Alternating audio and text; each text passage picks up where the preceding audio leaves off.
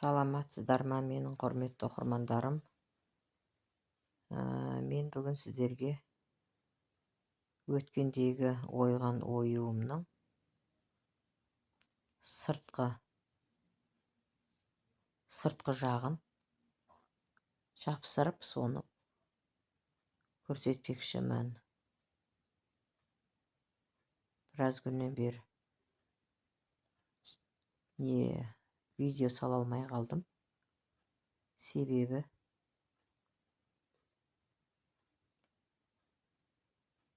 мен ана оюларымды тігіп жатырмын. Әрине қолым бос кезде тігемін. Өткенде сіздерге соңғы рет көрсеткен зерлеп тігу оюын, соны тігіп жатырмын қазір. Осы оюдың ішін. Енді міне сыртын соны жапсырып көрсетейін. Сыртқы өлшемі оюдың 17-17, ішкі өлшемі 11-11. Соны мына ақ матовый велюрға сызып дайындап ойып алдым. Енді соны күлгін түсті велюрдің бетіне қойып, қазір жапсыруын көрсетемін.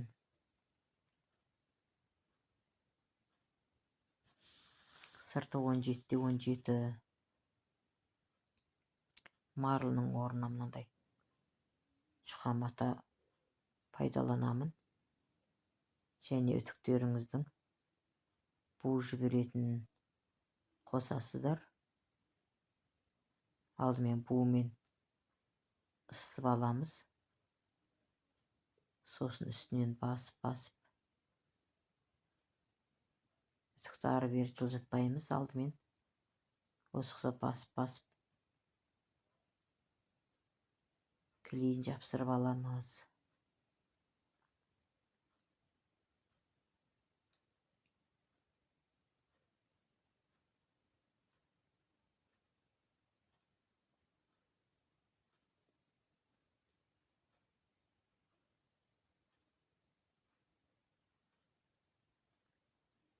Жабысып болғаннан кейін осықтап үтікті жүргізсеңіздер болады.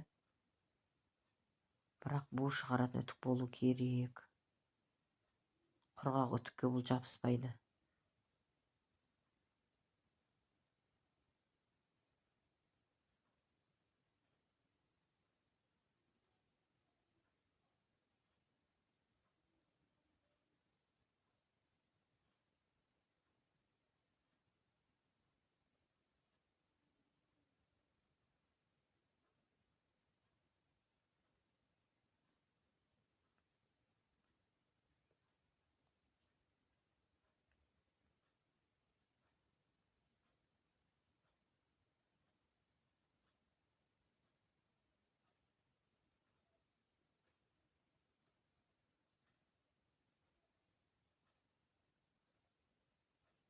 Кейбір жабыспаған жерлері болса, клеймен жапсырып жіберсеңіздер де болады.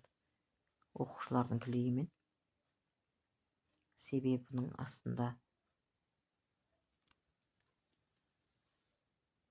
ақ матовый велюрға жапсырылған флизелин бар. Оның үстіне паутинка бар. Мен өткенде де айтқам, флизелинді мынандай рулонымен алып, соның бір оригинал емес сияқты. Или қазіргілер сондай ма, жөнді жабыспайды. Шамалы уақыт жабысып тұрады матаға. Сосын қайтадан ашылып кете береді. Сол флизелиннен көрем мен. Ал паутинка оның екі шеті де желім ғой. Ол жақсы жабысады. Сондай жабыспай қалған ұштары болатын болса, сондай жерге оқушылардың клейін жағып, жапсырып жіберсеңіздер болады.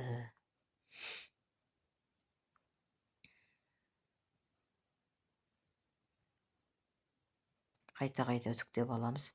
Бір үтік дегеннен жабыса қоймайды.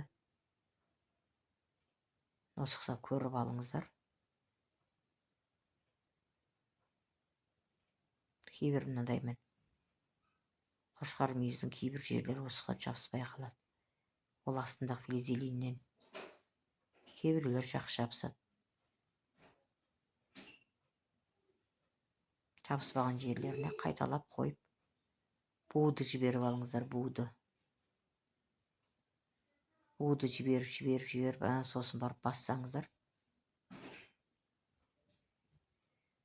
2-3 мәрте үтіктегеннен кейін жабысып қалады.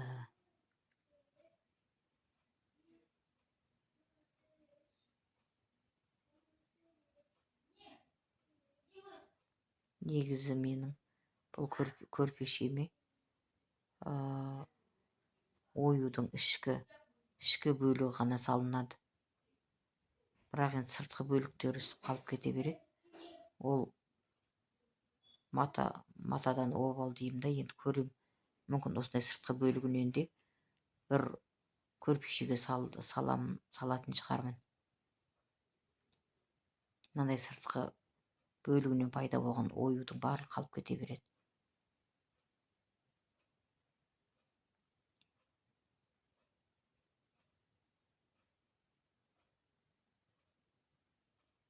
Осы ұқсап әбден ұстап көріңіздер.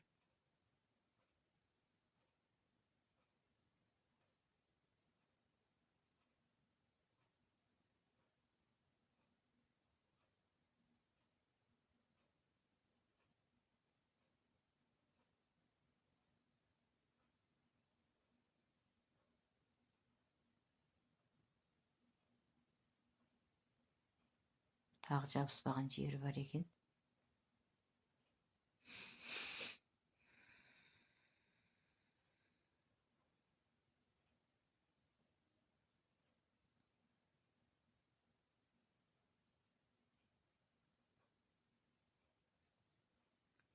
Осы ұқсап қайта үтіктеп, асықпай жапсырып алыңыздар.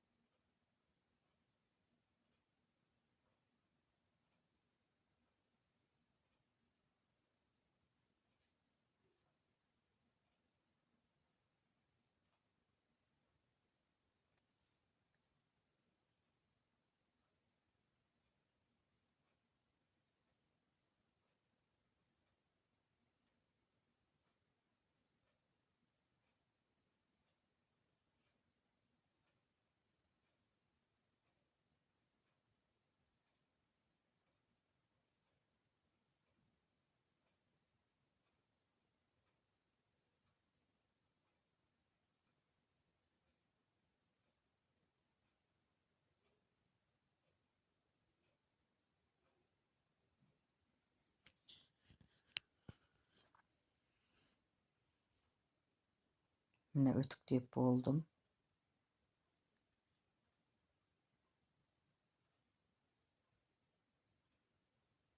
Енді қазір қырқып аламын. Бұның бәрін жеке қырқып шығамыз енді.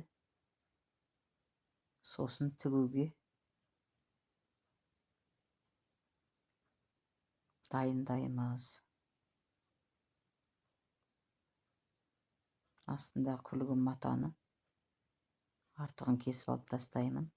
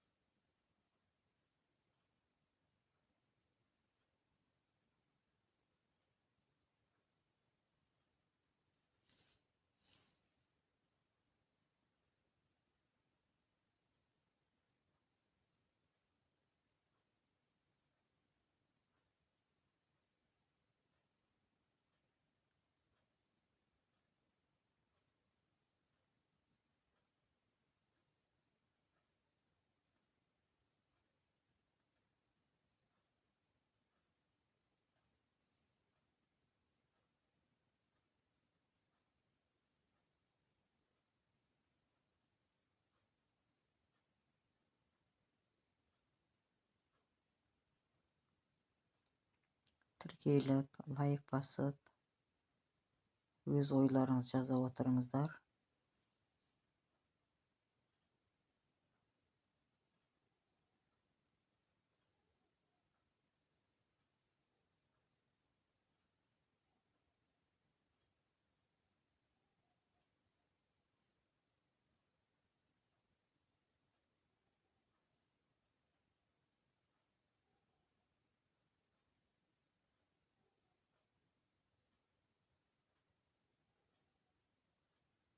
Осы құсап бәрін жеке қырқып алып енді тігуге дайындаймыз.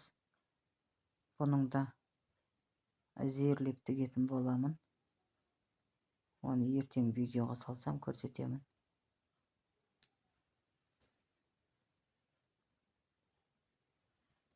Оюдың сырты болғаннан кейін бұл ақ түске бейімдеу болады. Енді білмеймін, тастай бергенге обал сыныпта отырмын. Бір көрпешеге салып жіберемін ау. Ақ түсті болса да.